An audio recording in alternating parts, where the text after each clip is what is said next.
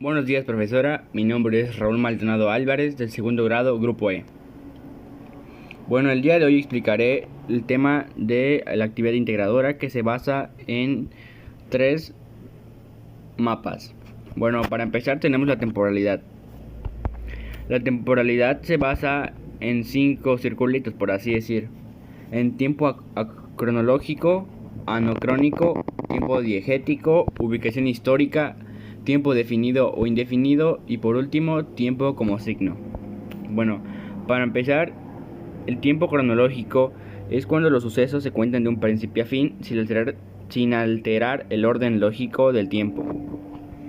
Como anacrónico entendemos es cuando se rompe el orden lógico del tiempo. La historia se nos cuenta alterando dicho orden, es decir que una historia de tiempo anacrónico puede comenzar con un final, el conflicto o el clímax y terminar por el principio. Por así decir, el anacrónico puede ser como una revolución en la misma historia pero diferentes tiempos.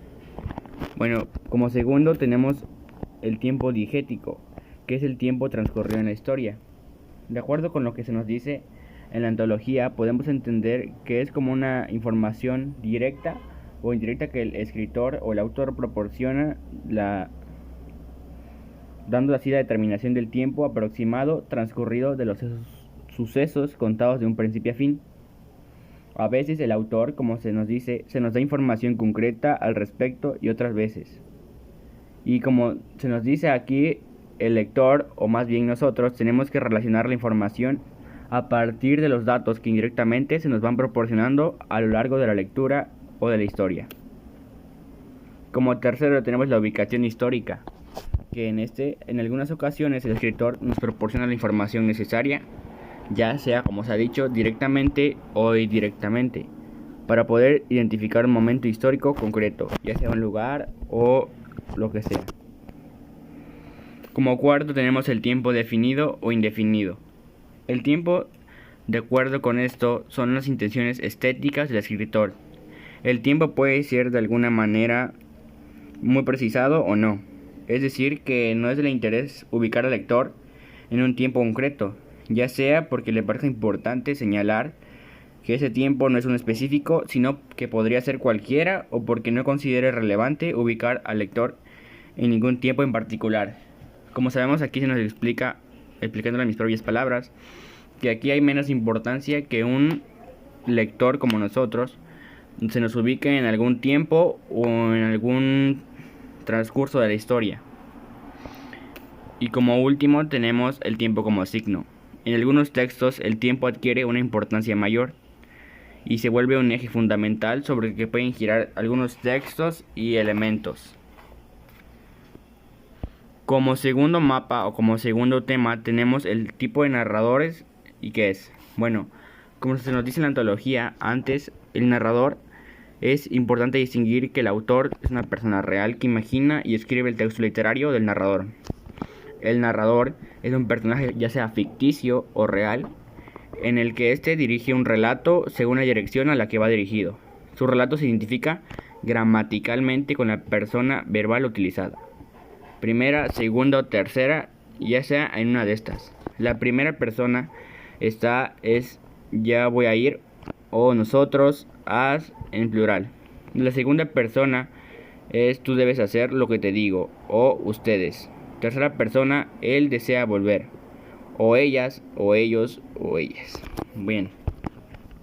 Para empezar tenemos al narrador protagonista, que el narrador protagonista es aquel que nos cuenta los hechos en primera persona, presentándolos de forma autobiográfica. Es como si nosotros mismos estuviéramos... Disculpen un poco, profe, es que se me perdió. Así como decía, el narrador es como si nosotros mismos habláramos nosotros mismos. Como segundo está el narrador testigo, que es un personaje que interviene dentro del relato, ya sea un personaje secundario, pero no es el protagonista. Cuenta los hechos que ha visto, pero es ajeno al mundo interior del protagonista y habla en primera persona. Bueno, como tercero tenemos el narrador en monólogo interior. Este nos narra en primera persona sus pensamientos de un personaje tal como brotaría de su conciencia. Intenta dar verosimilitud a personajes de otra forma que no lo tendrían, a mostrar un estado onírico o alucinatorio. Busca reproducir un modo realista en estos estados de conciencia que no son los normales, o bien para expresar sentimientos confusos o ideas cautivas. Como se nos dice aquí en el texto, este narrador es el más difícil de interpretar, ya que el personaje puede que en algunos casos hablarse a sí mismo como si hablara con otro. Como siguiente tenemos al narrador poliédrico, que nos narra desde varios puntos de vista, varios personajes y adoptan el rol de protagonista, contando los hechos desde su óptica y hablan en primera persona, pero cuentan distintas cosas, incluso sobre los mismos acontecimientos. Nos dice los sentimientos, pensamientos, fantasías, etcétera, que se expresan y son vistos desde cada personaje según sus características particulares.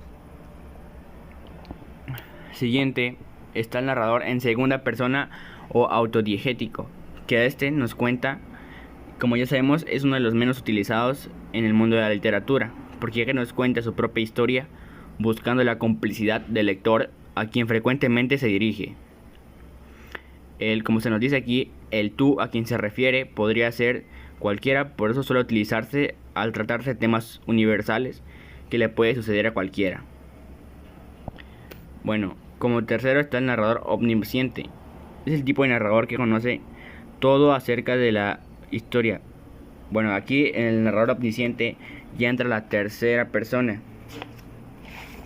¿Sí? Entra la tercera persona, que se divide en dos, que es el narrador omnisciente y el narrador observador.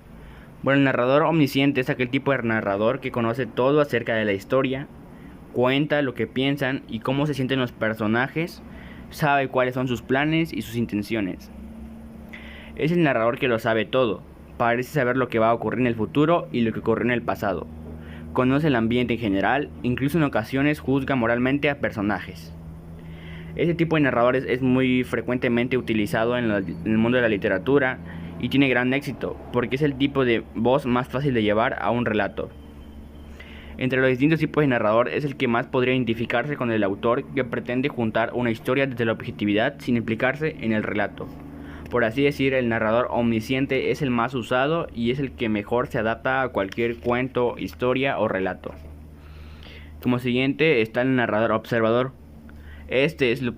Por así decir, es lo contrario. Intenta no juzgar a los personajes. Sería la diferencia básica, como ya se mencionó, entre el narrador omnisciente. También se puede llamar narrador objetivo y sería como una cámara de cine que registra lo que acontece sin participar en la acción.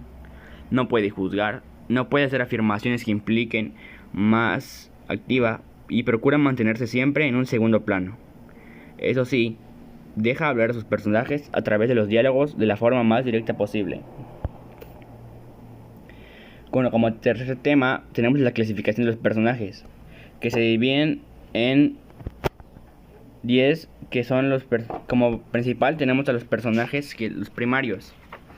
Bueno, los personajes primarios son, por así decir, aquellos que tienen mayor participación dentro de la acción o acciones contadas, por así decir, dentro de un relato o un cuento. Como segundo tenemos el protagonista. El protagonista es aquel en el que la trama, por así decir, gira el conflicto principal, realiza las acciones más importantes de la historia y alrededor de él también giran los demás personajes. Y dentro de estos pueden ser individual o colectivo. Es un personaje en concreto, por así decir, como las series más conocidas, las películas de Disney, o como digo, en las películas de Disney pueden ser las princesas, y puede ser también colectivo, que es un conjunto de seres que ha difuminado su carácter individual para funcionar como un solo personaje, ya sea como una familia, como el relato que nos cuenta del pueblo troyano, que todos ayudan para poder, así es, ser protagonista. Bueno, en el siguiente está el antagonista. Se opone que el protagonista logre sus objetivos, por así decir, es el malo. Puede llegar a tener la misma importancia o fuerza que el protagonista, pero en sentido opuesto. Y es importante mencionar que en una historia no necesariamente el protagonista encarna los valores positivos y el antagonista los negativos. También puede ser lo contrario. está el principal y el ausente. El principal es aquel personaje que puede tener que ver en el conflicto, pero en un segundo término. Y el ausente, que es una especie de protagonista de un personaje del que se habla constantemente, alrededor de quien puede girar acciones importantes dentro de la historia, pero que nunca puede aparecer. Bueno, tenemos secundario y ayudante. El secundario es aquel personaje de menor importancia, pero que puede en algún episodio específico cobrar cierta relevancia. En ocasiones sirve para caracterizar a los personajes o para que la acción avance. Y como ayudante es aquel que tiene como objetivo colaborar con el protagonista, ya sea por así decir como el Quijote de la Mancha, y con el protagonista o el antagonista en la procuración de sus objetivos.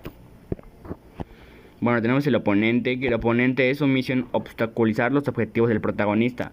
Por así decir, es como el ayudante del malo.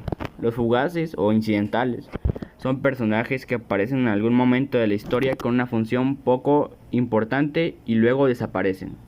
Disculpe por la falta de ortografía ahí. Y tenemos los ambientales, que su función está en relación con el espacio y tiempo, para ubicar al lector, o ya muy bien, o más bien nosotros, en un ambiente en el que se desarrolla la historia. No realizan ninguna acción en específico.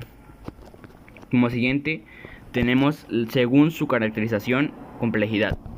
Están aquellos que son redondos, que son personajes de mundo interno complejo, que a lo largo de la historia su personalidad va sufriendo transformaciones o de alguna manera una representación de los conflictos psicológicos del hombre en general.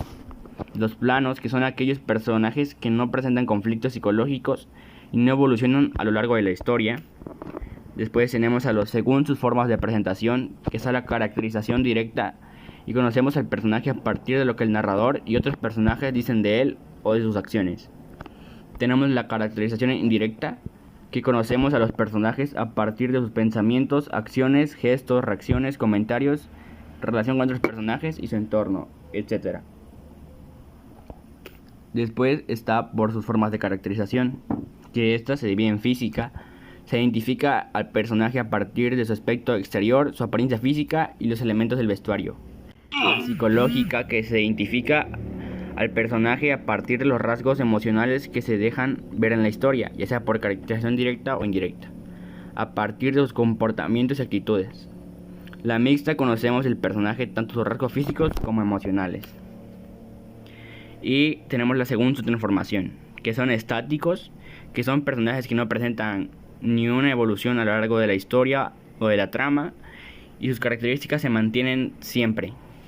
Los dinámicos, que son aquellos personajes que se mantienen en transformación a lo largo de toda la historia o de la trama, y sus transformaciones pueden ser buenas tanto como malas.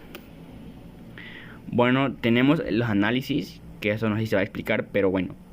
Dentro de la escena original podemos ver la temporalidad, el tipo de narrador y la clasificación de los personajes. En el bosque también tenemos lo mismo.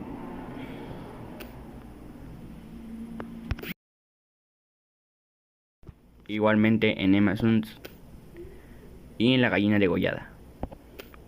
Esto ha sido todo, profesora. Espero que le haya gustado. Y disculpe si hubo algunos errores dentro de tal en mi explicación o ya sea en las diapositivas. Pero como sabemos, usamos toda la creatividad. Pero sé que podemos dar un esfuerzo mejor. Pero es todo. Me gustaría dejarle mi trabajo. Y espero que le haya gustado.